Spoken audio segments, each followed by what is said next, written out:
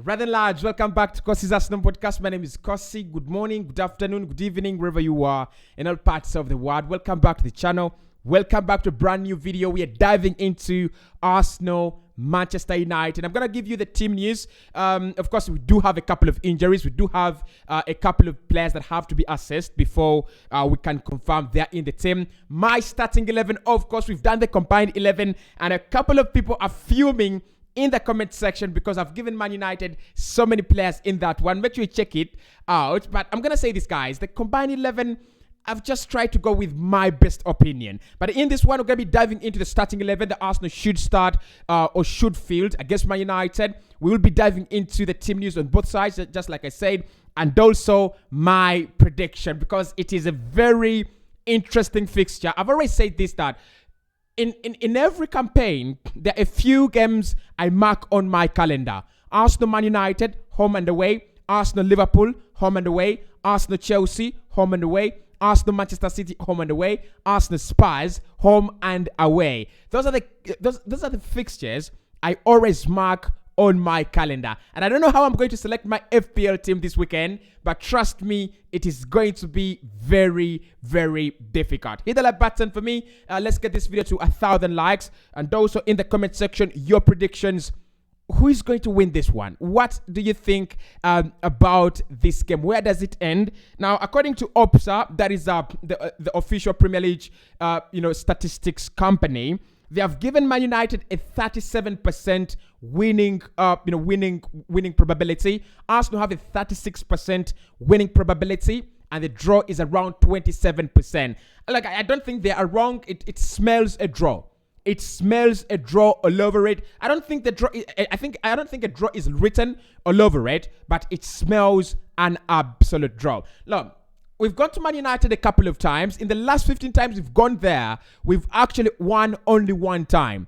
One time in the last Premier League, in the last 15 Premier League visits, we've gone to Man United. We've lost at the Old Trafford more times than any other stadium. And I think the other stadium that we've lost a lot of games is the Anfield. We've conceded more goals, at Anfield and Man United than any other stadium. 69 at the Anfield, 49 at the Old Trafford. So it's not a very, very easy environment to go on to. Man United are coming back. They're bouncing back. And I know this is a historical game. This is a game that that is not going to be played between Arteta and Ten Hag, but it's a game that is going to be played between, a huge historical Man United side and a historical Arsenal side. Of course, we have the Invisibles record. We could replicate it this season if Manchester City don't.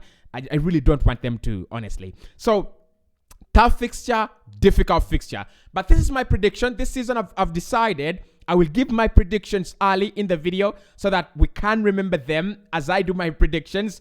Now, this is my prediction. I think Man United will score. They do have a problem with scoring goals, and that is to our advantage. Arsenal have strengthened their defense. We are really, really solid. I think Gabriel and Saliba have really done well. Tomiyasu will come in, I think, at right back. And then Alexander Zinchenko could return at left back. That is I think our defense this season, you could even argue, it's one of the best defenses in the Premier League, even in Europe, if you want to go as far as that. So United will score, but I think they will score one. The problem with Man United, though, now is not conceding many goals. My problem with Man United is that they think they are well. They think they have, organized themselves well because they have not really had, a decent test ever since Brentford. Liverpool this season, anyone can keep them out. Honestly, anyone can keep them out. Then Southampton, they really struggle with scoring goals. The likes of Che Adams and Armstrong. I don't think they're a formidable force to threaten any backline this campaign. And then Leicester City, they're shit. They're absolute shit. And in all those games, the same element you will see is Man United do not score enough goals. That is one. And then the second thing is they're thriving on the mistakes of the opponent they're playing. Leicester City, it had to be a mistake. For me, that is horrendous defending for that goal to happen. It is absolutely horrendous defending. And do they get another chance? Did they get another chance in that game? They actually didn't.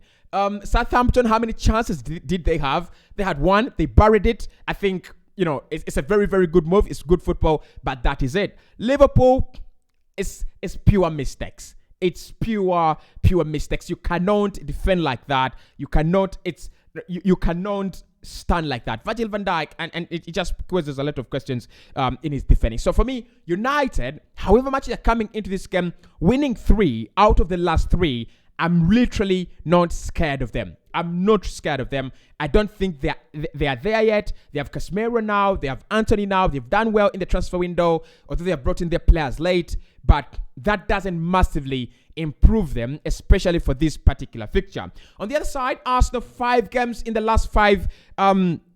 In our opening 5 games of the season, 6 wins out of our last 6 Premier League games. The last time we've won 6 games at the beginning of the season, that was in 48. The Premier League then was not yet called the Premier League. It was, yes, in the top flight, but it was not called the Premier League. And in that season, we went ahead to win I don't know how it was called. Was it called, the League One title? So we went on to win the title in 48. We went 6 games unbeaten, only wins. Can we do that? Can we continue to do that? Huge question there. But we also have something to bear in mind. In the last 8 times we've played against Man United, they have only won once. That is, in the recent 8 fixtures, Arsenal has come up against Man United. Arsenal have only lost 1 game. And that is pretty marvelous, because under Sir Alexander Ferguson, it was more of a routine, Arsenal losing to Man United. And that's why in the last 15 times we've played them at the Old Trafford, we've literally only beaten them once. Under Sir Alexander Ferguson, you could not go to the Old Trafford and pick a point. You couldn't. That has really changed, since the post Ferguson era. That has really changed a lot. Under Luis van Gaal, under Jose Mourinho, under all these managers, we've gone there, we've picked up points, we've beaten them, and the more times they've come at the Emirates Stadium, the more they have suffered. So going to the Old Trafford, we have to bear in mind, in the last 8, we've not actually been the worst side. They have been the worst side. So team news now. I think Man United will be very, very gutted to hear that Casemiro will be starting in that game, according to what I'm saying. I'm also receiving a lot of questions about Anthony. Now, I don't know whether Anthony will start, but he will be available. He signed for them on deadline day. Passports and work permits have been cleared. So Anthony is fit and well to play against Arsenal. If Erik ten Hag really wants the result, in my opinion, he will play. So I think in terms of team news, do they have any big injuries? Man United, not really. Apart from I'm not really sure if they have any injuries, honestly, because I've looked at their team news sheet and there is nothing to be scared about. On Arsenal's side, that is where the problem is. And let us start off with Odegaard and Zinchenko. Zinchenko will play in this game. He didn't play in midweek against Aston Villa as a precaution, so he will play against Man United. That is a massive boost, because I think although Quarantini is very solid defensively, he's out of form. He's not on form. And I think this is where you need a player like Alexander Zinchenko.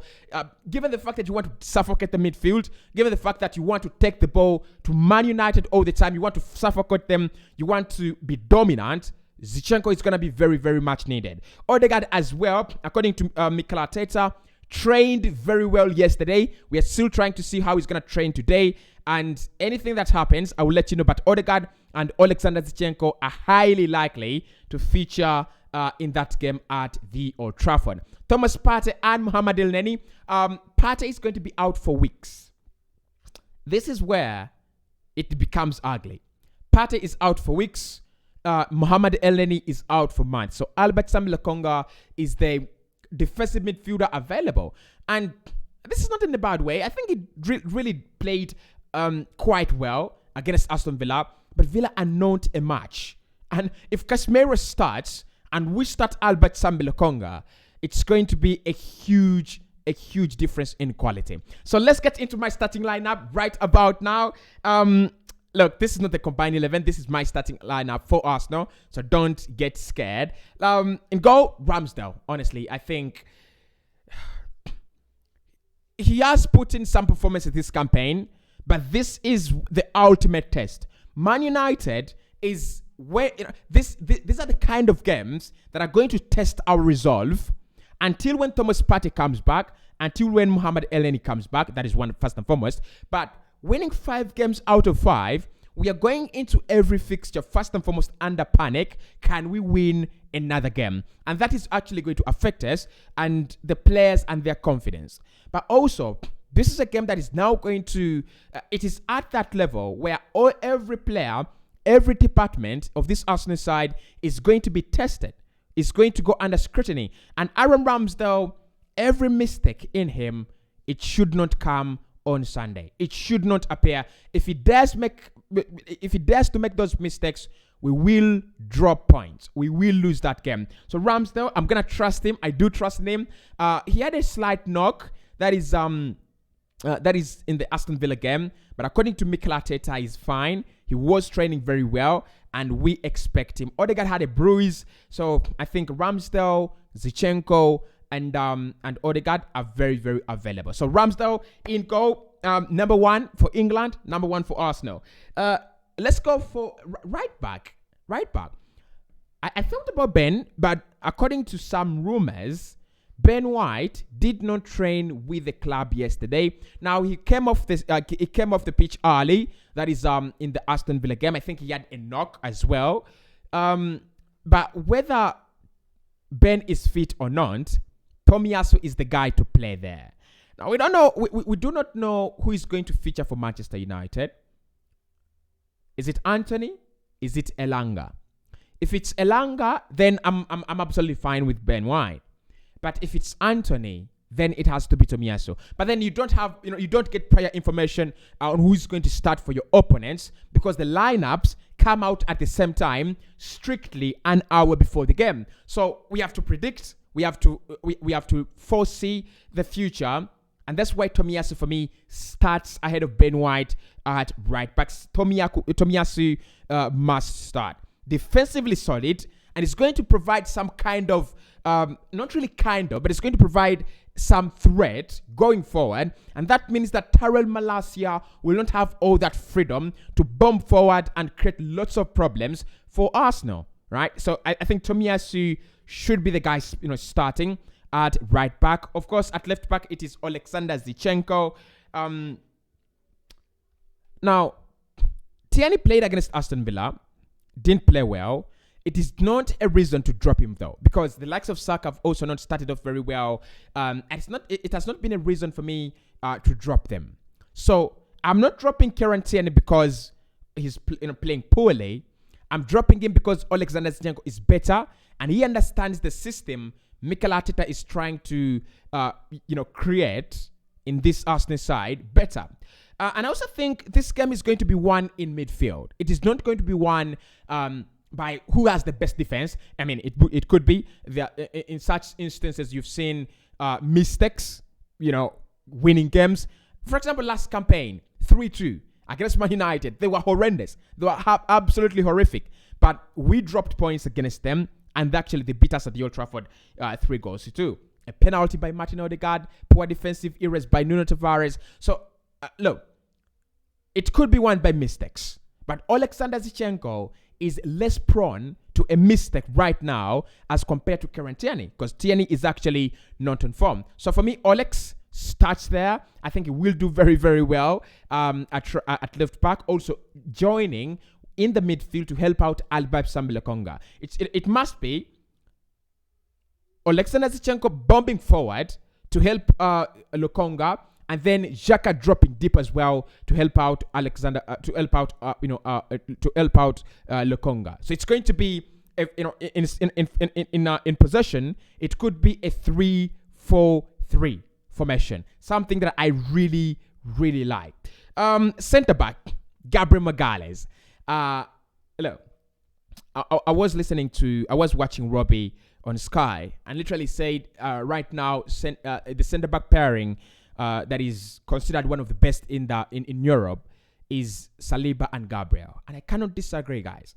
I cannot disagree. Now, we've considered a few goals that I think are avoidable.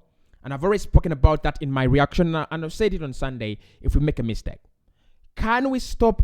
Can we stop conceding avoidable goals? Can we stop conceding goals because of personal mistakes? Mitrovic against Arsenal, that is avoidable. The corner against Aston Villa, that is avoidable. There's so many avoidable circumstances that we've put ourselves into, and deep down in my heart, I'm like, stop that, and you're a better side. And I think Gabriel is one person to learn that. But he's a decent centre back. So he starts with William Saliba. William Saliba should also be in the squad. If there is a player of the month in the Premier League this season, there are 3 candidates from Arsenal. Premier League player of the month this season from the Premier League, there are 3 candidates from Arsenal. Listen to me. William Saliba, Gabriel Jesus, and Martin Odegaard. I've gone with 3, but I could have gone with Granit Xhaka. I could have gone with Gabriel Manelli, but I've gone with 3. Those 3 are contenders for Player of the Month that is in August. Premier League award. Not just Arsenal, but Premier League award. Listen to me very, very carefully. So that is my backline. Pretty much unchanged. Just Tomiyasu coming in for Benjamin White. Now in midfield, this is where I'm going to reward Albert Sambi-Lokonga. He did play quite well against Aston Villa. But I think Boubacar Kamara, Emi Buendia, Jacob Ramsey are not on form. And even if they were, their quality and the management and the coaching they're getting from this Steven Gerrard team is absolutely blasphemous. They're literally providing nothing. I don't know how they're going to fare against Manchester City. I reckon a 4-0. I reckon a 6-0 by Manchester City. Aston Villa are absolutely embarrassing.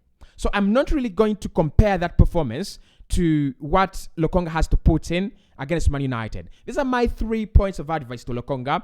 Get him in the side. But 1, stop ball watching. That is the first lesson he needs to learn as a young central midfielder, as a young defensive midfielder. Stop ball watching. You literally cannot be there, marauding around the pitch as, the opponents are in transition. His passing is good.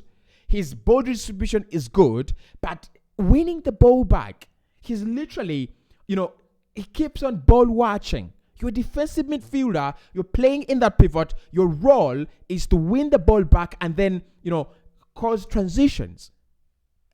If he stops ball watching, if he stops escorting dribblers to the penalty area, to the final third, he's gonna be a better, it's gonna be a better player in that area. He's gonna be a very, very better player in that area. So I will reward him because of the, Aston Villa performance. All of us thought he was going to be, error prone. But he actually was not. So Lokonga plays there.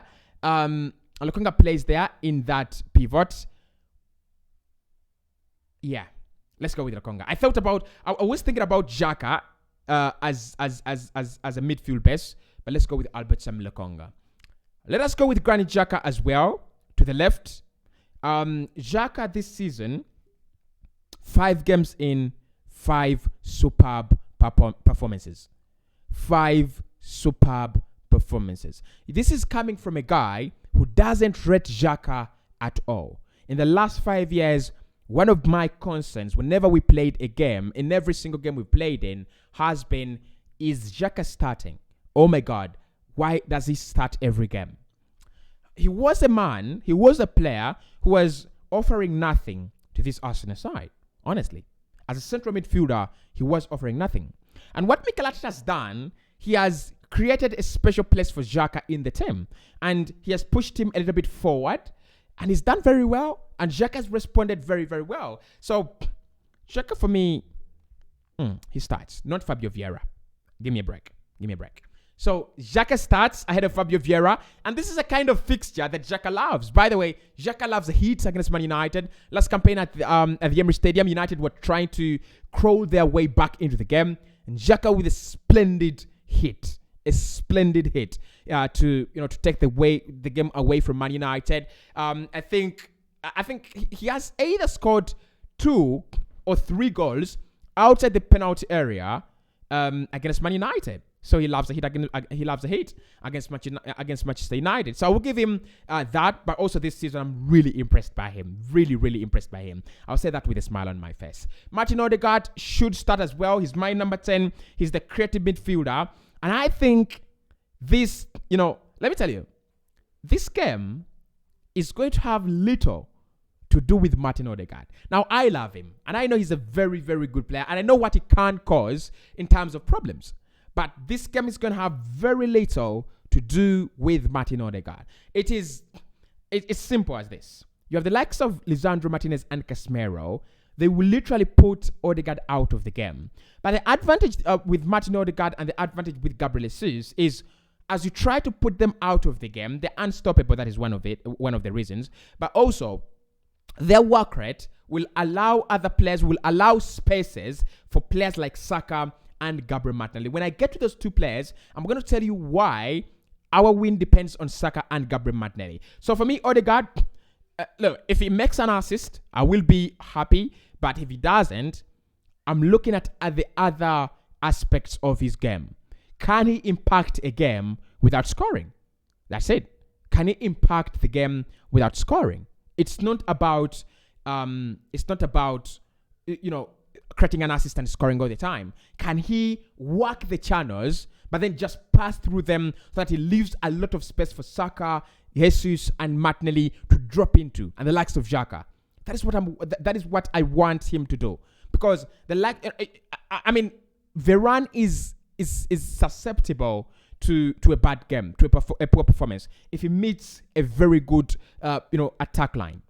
But you cannot be very flat and beat Man United. So Odegaard must start, but his role is kindly and slightly different from what we've seen and what we've known. We're looking at him in the perspective of, can he now work the channels, right, so that other players can benefit from his hard work. Then the front three is unchanged, really. I wanted Fabio Vieira in. I wanted Edin Ketia in, but I cannot change that front three. It is absolutely magnificent. I want Bukayo Saka to the right. This is a game that Saka enjoys. Last campaign, both games. Did he score? No, he didn't score. He scored a penalty, didn't he? He scored a penalty at the Emirates Stadium. Then at the Emirates, it was Odegaard and Emile Smith-Rowe. At the Old Trafford, it was Odegaard and Emile Smith-Rowe. We lost 3-2. At the Emirates, Saka scored. Now, this is the type of game that Saka thrives in. There are two reasons why. One, Man United play a high line. And I know many of you have actually seen that already. But Arsenal do play a high line as well. And Liverpool play a high line, and City. So most top clubs play a high line. And the reason is Erik ten Hag's game and Mikel Arteta's game are so similar. It's about dominance. And as you gain dominance in midfield, it is only natural that your centre-backs and wing-backs are going to pull into the mix. So you will naturally play a high line. And this is where you need explosive wingers. We saw it against against Leicester City. United playing that quick transition, and literally they caught Leicester City's defense off guard, because Leicester City defense played a high line. So if you want to beat Man United, there are one or two things. One, allow them time on the ball, press them high up the pitch, force mistakes, and play that ball over the top. Now we have players that can play that ball over the top. Xhaka is a specialist. Odegaard is a magician on those balls. He's an architect. So it's going to take enough running for Saka and clinical finishing for Saka, or at least picking out a decent ball in that game. And that's why Saka in this game is absolutely untouchable and absolutely undroppable. Why I like Saka over Martinelli in some instances, Saka is precise. When he runs at you, he has two options. He's going to cut inside and bring in and take a shot to go, or he's going to take you wide and cross the ball in.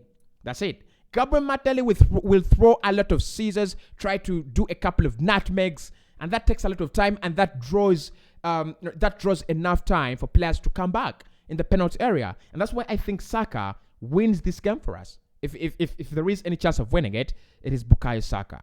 Gabriel Jesus down through the middle. They're going to have problems. They are really going to have problems. Honestly, let me say this. Ever since the Brentford game when they played Ivan Toney, Manchester United have not played another dangerous striker on form in this campaign. Jamie Vardy this campaign, 5 goals, no goal. 5 games, no goal. Salah and was it Nunes? Was it Firmino? I'm not even sure. They are not yet there, Liverpool. They are not yet there. They are not the Liverpool we know. Yes, they did beat Liverpool. But if you give me Liverpool right now, I do grab a point. I can't even beat them. So, and then Southampton, don't talk to me about those fools, right? Don't talk to me about those fools. They have nothing. So, Gabriel Jesus is going to be another ultimate test for this Manchester United defense. Can they run? Because with Gabriel, you have a lot to do. Not a threat in the air. Thank God for Lisandro Martinez. But he's one player that is so intelligent in the penalty area. One player that is not afraid of holding that ball and carrying it into the penalty area. And one player that can just run out of that, center forward role and run away with your center backs. And when he does that, it creates spaces for players running inside the penalty area like Saka and Martin Odegaard. They're going to really have a long evening if Gabriel Jesus plays well. On the left is Gabriel Martinelli. I just pity Manchester United and Diogo Dalot. Because what this guy did to Trent Alexander-Arnold is a disgrace.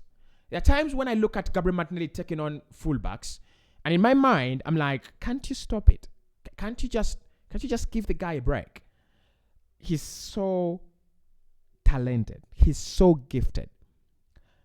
And however much I think about Anthony, however much I think about Jadon Sancho,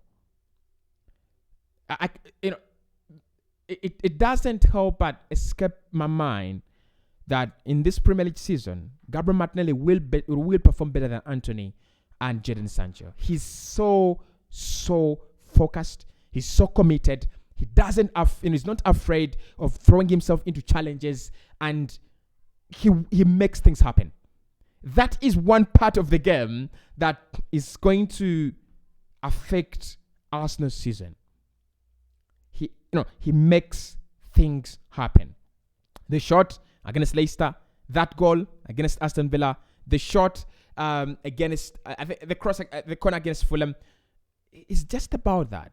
He's just about making things happen. And if he can continue down that same road, the combination that he has with Odegaard and Gabriel Jesus, that is going to be another very good outlet for us in this game. So Martinelli for me is a no-brainer. That is my starting 11 for this one. And the roles, why I do this starting 11 is literally to spell out roles for every player. So Martinelli's role is literally to run at Diogo Dalot. As simple as that.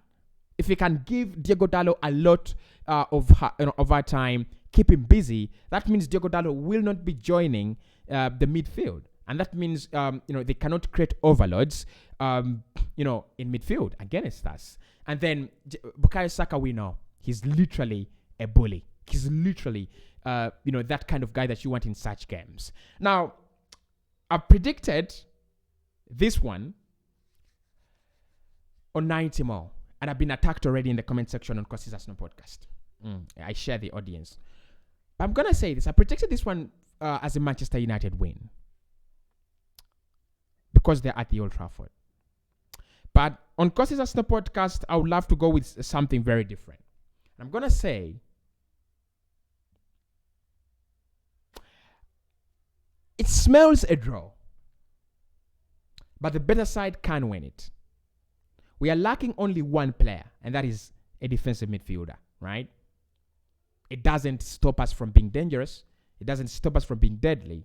I'm going to go with a goal-scoring game of Arsenal 3, Man United 2, similar scoreline, different winner, just like it was last campaign. Similar scoreline, 3-2, different winner. Hit the like button for me. Subscribe to the podcast as well. Follow me on Instagram, Kosi_19.